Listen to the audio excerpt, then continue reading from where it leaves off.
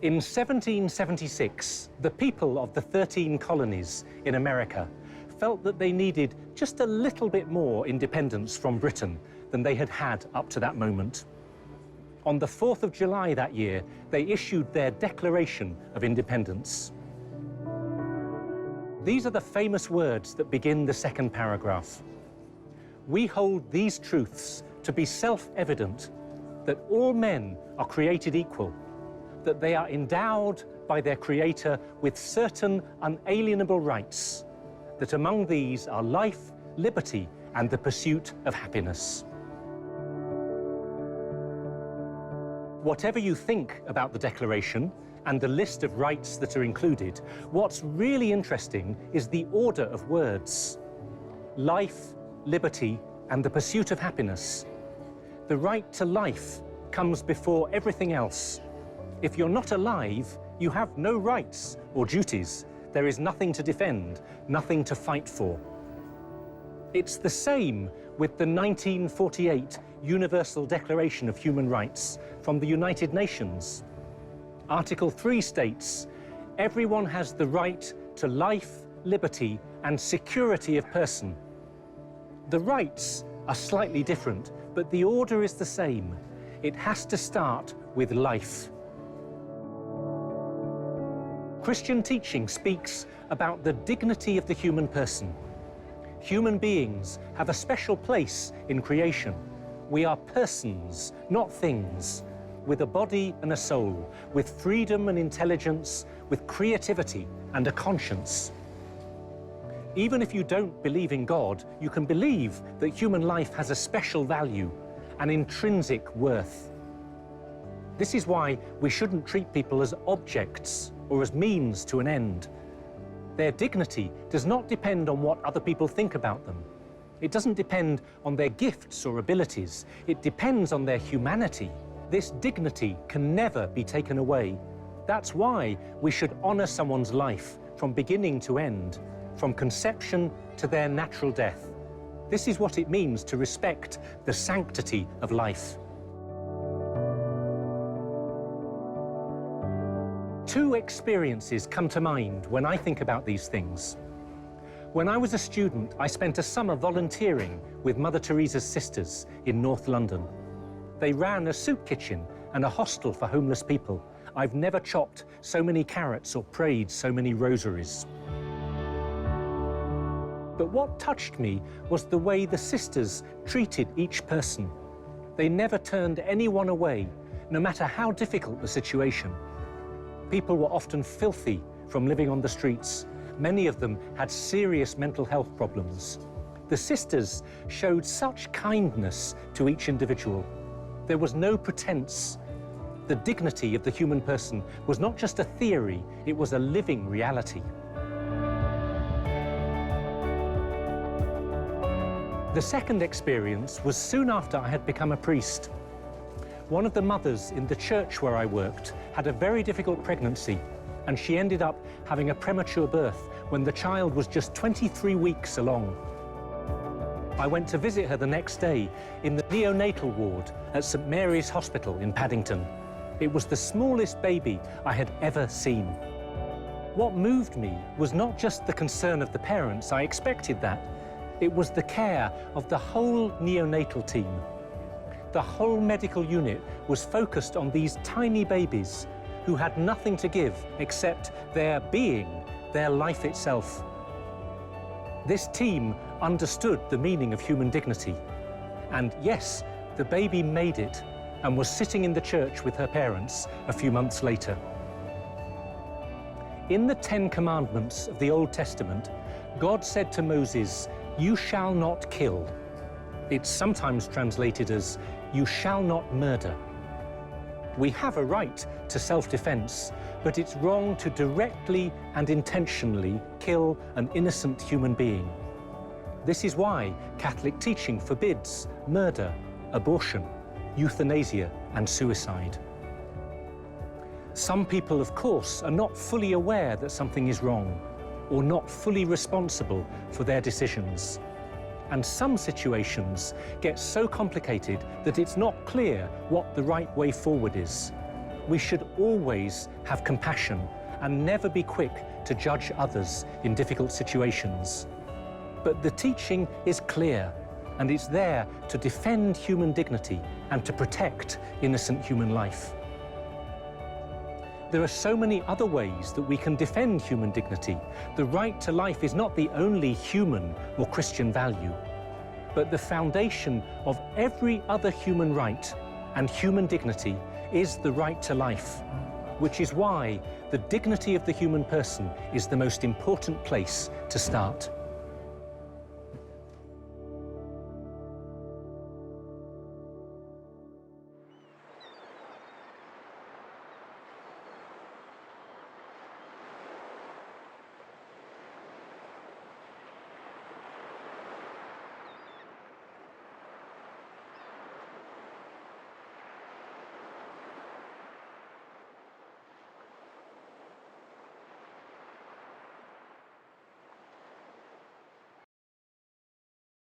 My husband is really good at anticipating what I need, particularly we're in the early days of parenthood. He's really good at looking after me as well. I'd have to say my mum, and that's because from a young age she got us really involved in working with vulnerable groups, particularly people with learning disabilities. And also she'd most of the time always put other people and us before herself. Typical mum. I have a friend who, when you speak to her, she always gives you 100% of her attention. She always really listens, and I think that this ability to be really present to a person is a sign of how caring and compassionate she is. My mom is amazing, and she always loving, always there, always caring for me, my siblings, and especially as an Italian, food and filling you and loving you. It has to be my mentor and friend called Pippa. She gives me the best advices, and she's completely present when she speaks to me. My husband. And that is because I would say I can be really horrible. And no matter what, and no matter how horrible I can be, he can show a love that I've never witnessed before.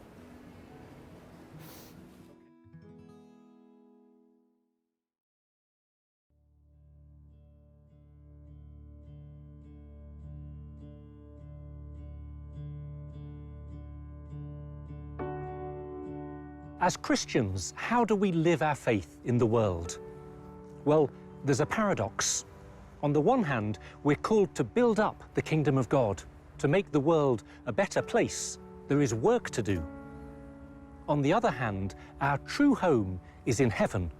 We know that everything in this world will pass away. We're waiting for the new Jerusalem that was promised to us in the Bible, in the book of Revelation. You might have heard this saying before: act as if everything depended on you, pray as if everything depended on God. This is why we have 7 days in the week. There are 6 days for working and 1 day for resting and reflecting. Of course, it doesn't always work in a tidy way like this. But we need to have some way of handing everything over to God and remembering that only He can bring it to fulfillment. The Catholic Church has developed a great body of social teaching to help us understand what makes a good and healthy society. One of the key themes is balance. It's about individual human rights and the rights of the family and society. It's about the rule of law and the right to conscientious objection. There is a place for private property, and there is a place for recognizing the common good of wider society.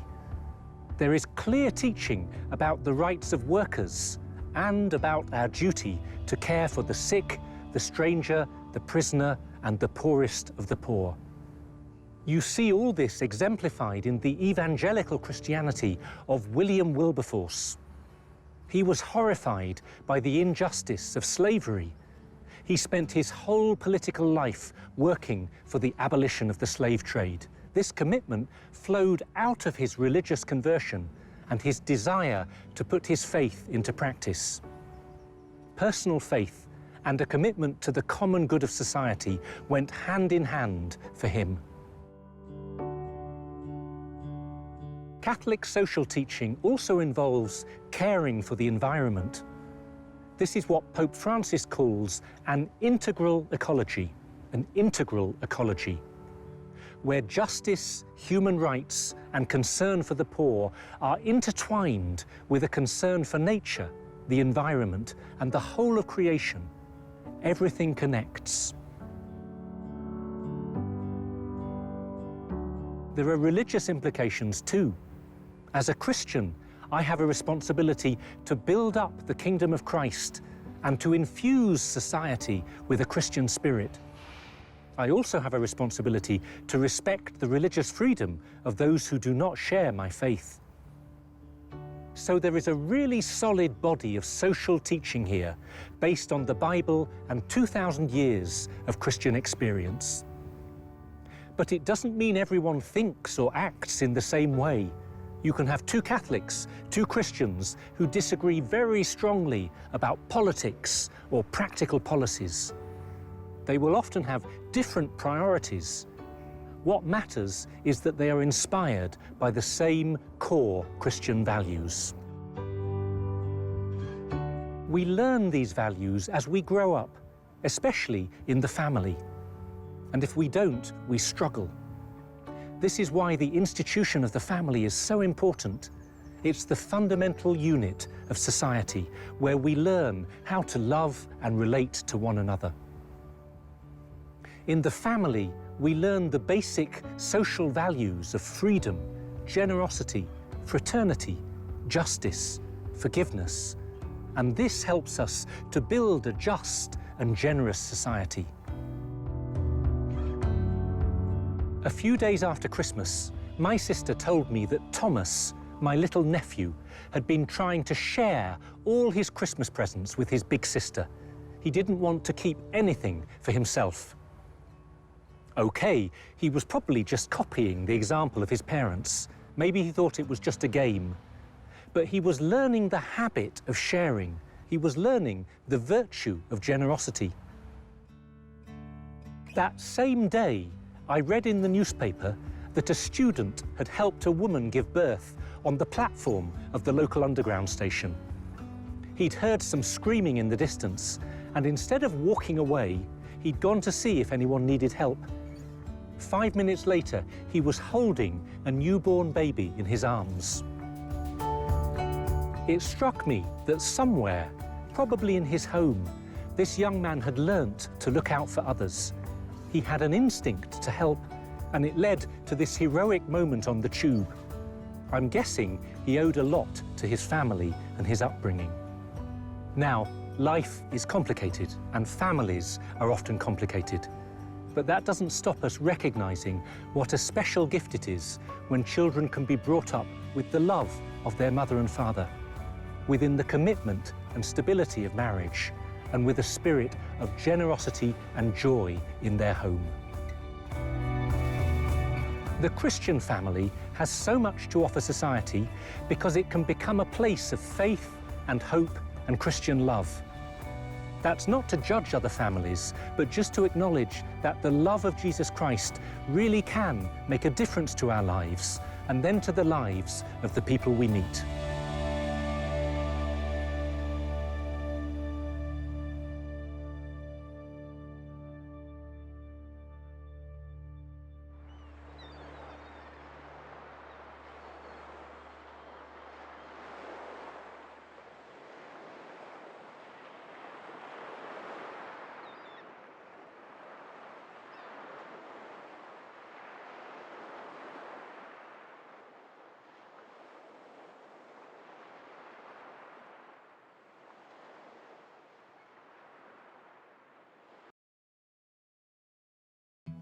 The main thing that comes to mind is a society that's focused on the individual person, the individual human, that we want that each individual to flourish and to live well If it's centered on that, I think it'd be beautiful.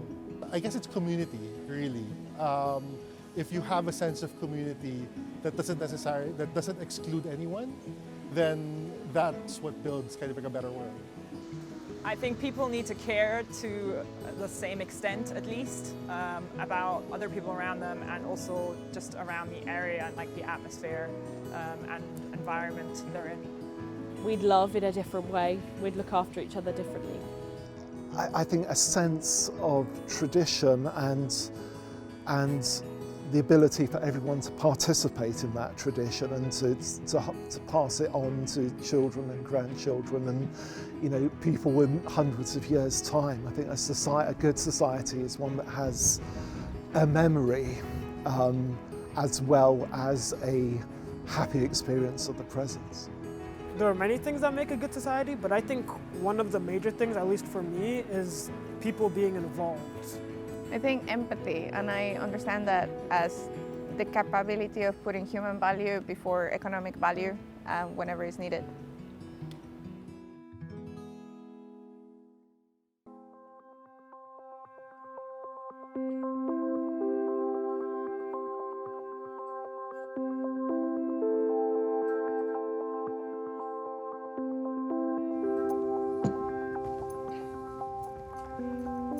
One day, when I was a student, I was rushing through the town centre at lunchtime.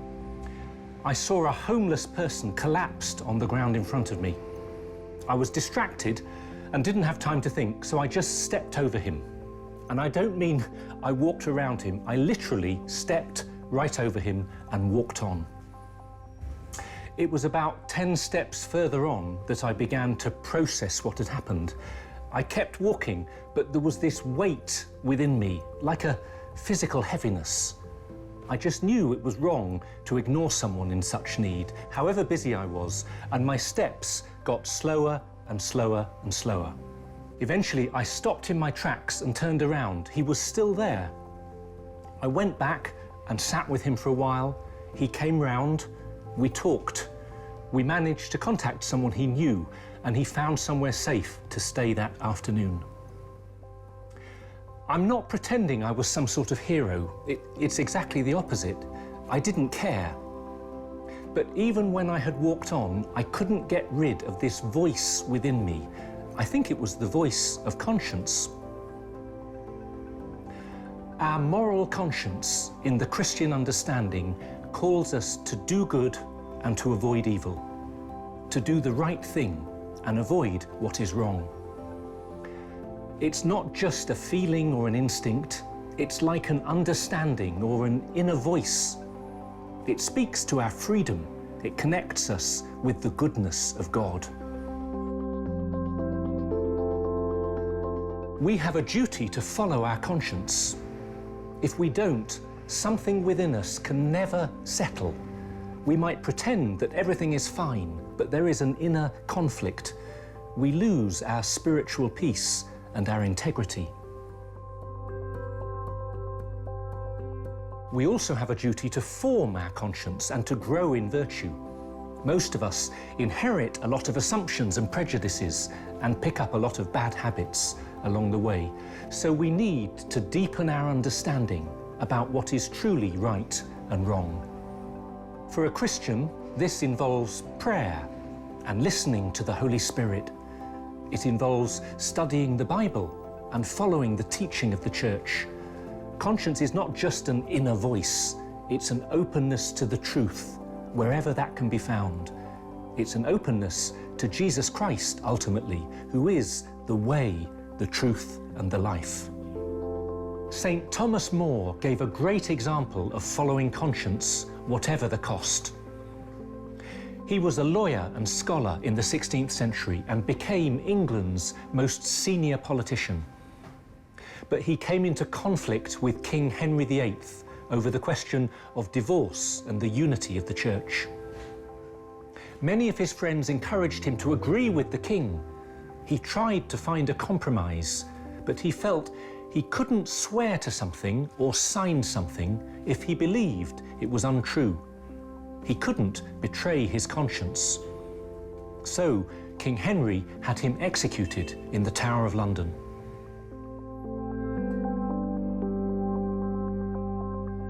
The truth is such an important value, and one that is often devalued today. There is so much fake news in the media, and we can all become very casual about the truth. We cut corners and tell white lies, and sometimes we can get tangled up in terrible lies. Christian teaching is very clear, and it follows the 10 Commandments in the Bible. You must not bear false witness against your neighbour. It's wrong, in other words, to lie. We're called to seek the truth and to speak truthfully. Now, it doesn't mean that in every situation we're required to share the whole truth. It depends on the circumstances, and not everyone has a right to know what we're thinking. But we must avoid outright lies. Sometimes the truth requires us to speak up. St. Oscar Romero was a priest in El Salvador who had a great love for Christ. Through the 1970s, he became more and more aware of the hardship of the poor and the violence of the government security forces. In 1977, he was chosen to be Archbishop of San Salvador. The political conflict was intensifying. There was electoral fraud, torture, government-sponsored death squads. Archbishop Romero became the voice of the voiceless. He spoke out against the killings and the injustice from the cathedral pulpit. And he kept speaking even when the death threats multiplied. On the 24th of March 1980, Romero was shot and killed while he was celebrating Mass. He was a martyr for truth, for justice, and for conscience. I hope that I will never have to face the horror that Oscar Romero faced. But I also hope that I would have the same love that motivated him, the same passion for truth and justice, and the same willingness, when the moment comes, to stand up for my conscience and for the truth.